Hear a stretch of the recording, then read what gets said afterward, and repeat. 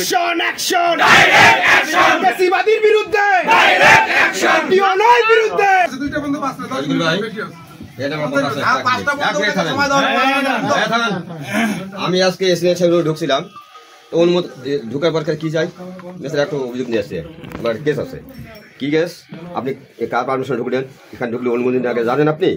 তবে স্যার আমি কাকে পাবো গেটে তো তোমার কেউ নেই দারোয়ান নাই আমি কাকে জিজ্ঞেস করে ঢুকবো আমার তো কথা বলা প্রয়োজন উনি আমাকে ঠেট মারতে এসেছিলেন স্যার কেন আমাকে ঠেট মারলো ঢুকতে পারি না দারোয়ান কেন কেটে নাই জনগণ কেন কেটে নাই আমাকে চাষ করলে কেন এই অফিসে ঢুকতে গেলে কোনো অনুমতি লাগে না সরকারি কর্মচারী তারা আমাদের ভাই এবং বোন তাদেরকে স্যার বলা যাবে না এটা জনপ্রশাসন মন্ত্রণালয় এটা হলো স্টাম্প বয়স সংশোধন করার জন্য তার জন্ম নিবন্ধনে বয়স 10 বছর কম আছে এই ছেলেটি 1 বছর ধরে আমি তাকে পাঠাইতেছি পার বছর 500 টাকার নিচে উনি সিগনেচার করে না অর্থাৎ আজকে ফেব্রুয়ারি মাসের 6 তারিখ পর্যন্ত তার সন্তানকে ভর্তি করাইতে পারে নাই এই বয়স সংশোধনের ক্ষেত্রে আপনারা বলেন জন্ম নিবন্ধন বয়সের ক্ষেত্রে কোনো টাকা লাগে না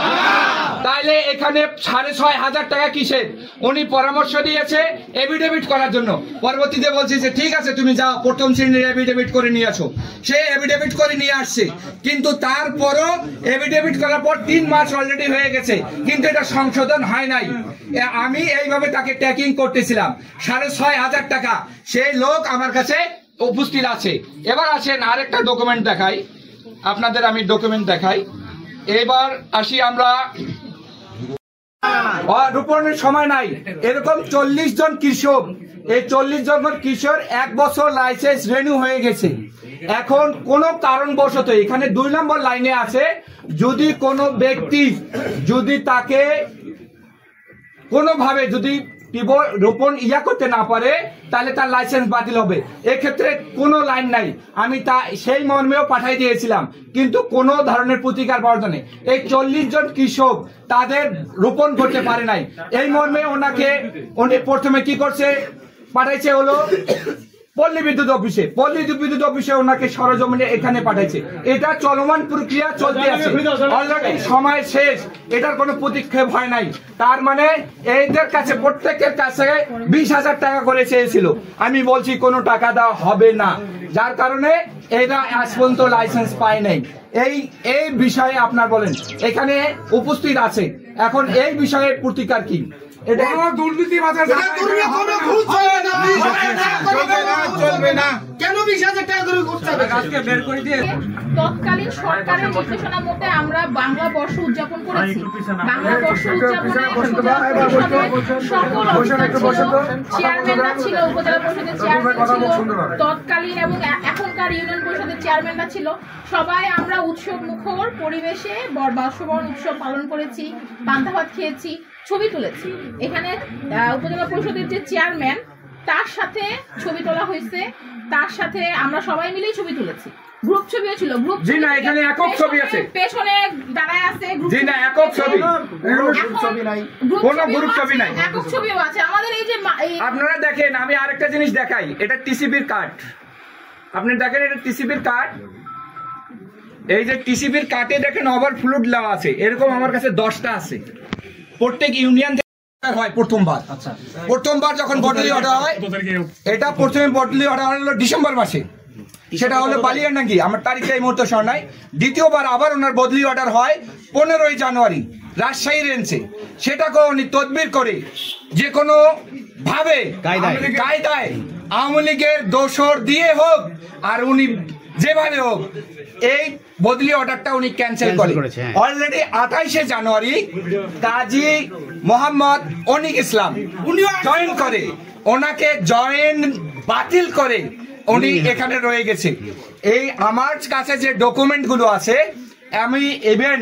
উনি যে এডিপি টিআরের যে টাকা সেটা দিছে আরো একটা ডকুমেন্ট আমার কাছে আছে উনি পৌরসভার দায়িত্ব নেওয়ার পরে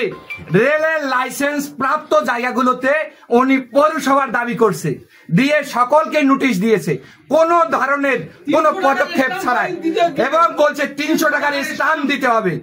আমি তাদেরকে বলছিলাম যে আপনার পৌরসভার কি কাগজ আছে সেটা নিয়ে আসেন, যেহেতু এখানে 1991 সাল থেকে লাইসেন্স নিয়ে এখানে বসবাস করতেছে, পৌরসভা হয়েছে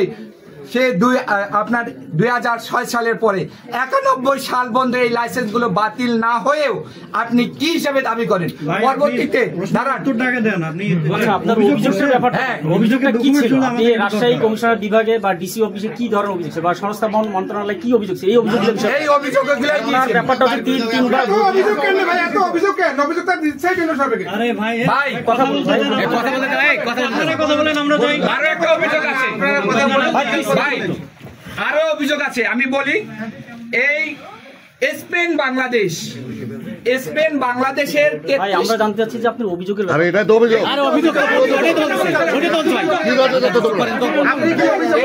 বাংলাদেশ 33 কেবি লাইন নিয়ে যাচ্ছে গ্রামের উপর দিয়ে। এই লাইনটাকে যখন আমি বাধা দেই তখন তারা বলে, স্থানীয় জনগণ যখন বাধা দেয় তারা বলে যে রেলের অনুমোদন আছে। তারপর যখন আবার আমার কাছে আসে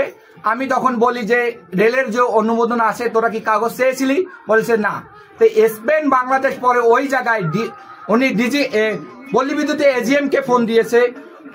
তারপরে স্পেন বাংলাদেশ ঘটনাস্থলে গিয়েছে, ওই মুহূর্তে আমিও গিয়েছি। যাওয়ার পর তাদেরকে জিজ্ঞাসা করছি যে এই লাইনটা ঠিকাদারের কাজ, আপনি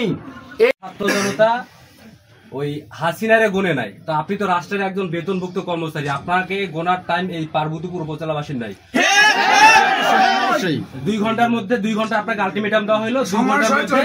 সসম্মানের সহিত আপনি যেহেতু একটু অনারেবল পারসন, 2 ঘন্টার মধ্যে আপনি এখান থেকে বের হয়ে যাবেন, নাহলে আমরা বাধ্য হব হাসিনা কুলাঙ্গার হাসিনাকে যেভাবে আমরা ঘাট ধাক্কা দিয়ে বের করে দিছি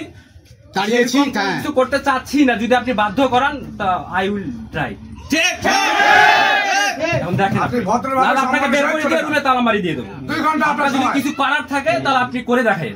আর আমাদের কিছু করার থাকলে আমরা এখান থেকে করে যাবো। আর কিছু বলতে ধন্যবাদ।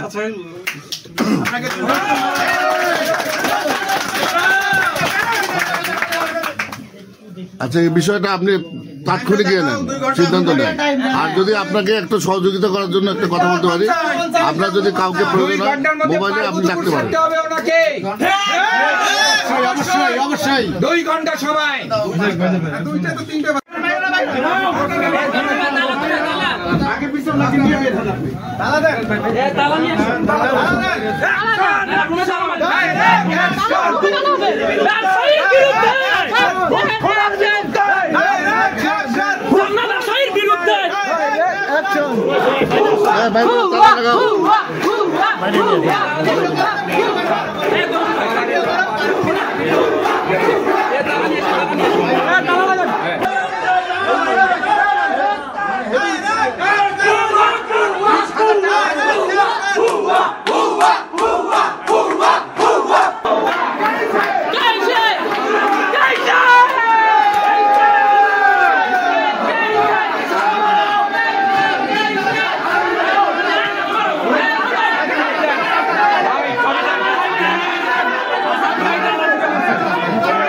অফিসে সব ঠিক আছে?